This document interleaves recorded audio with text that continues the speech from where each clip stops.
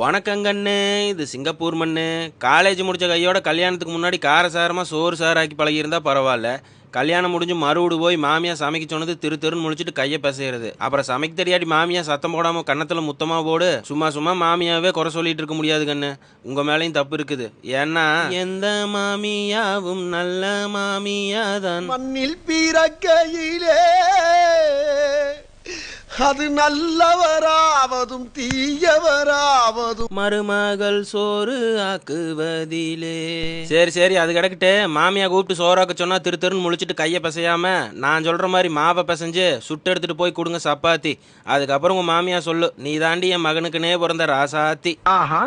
ஆமாங்கண்ணு, ரொம்ப சிம்பிள். சப்பாத்தி மாவில் தேவையான அளவு உப்பை போட்டு கை சூடு தாங்கிற அளவுக்கு தண்ணி ஊற்றி பிணைஞ்சு அதுக்கப்புறமா எங்கெங்க தண்ணி ஒட்டாமல் இருக்குதோ அங்கே மட்டும் தண்ணியை தொளிச்சு பிணைஞ்சு சப்பாத்தி சுட்டிங்கன்னா நல்லா புஷ்ஷுன்னு வரும். ஒரு சிலர்லாம் சப்பாத்தி சுட்டா எருமை நாக்காட்டா இருக்கு. எருமை நாக்கும் கூட கொஞ்சம் சாஃப்டா இருக்கு.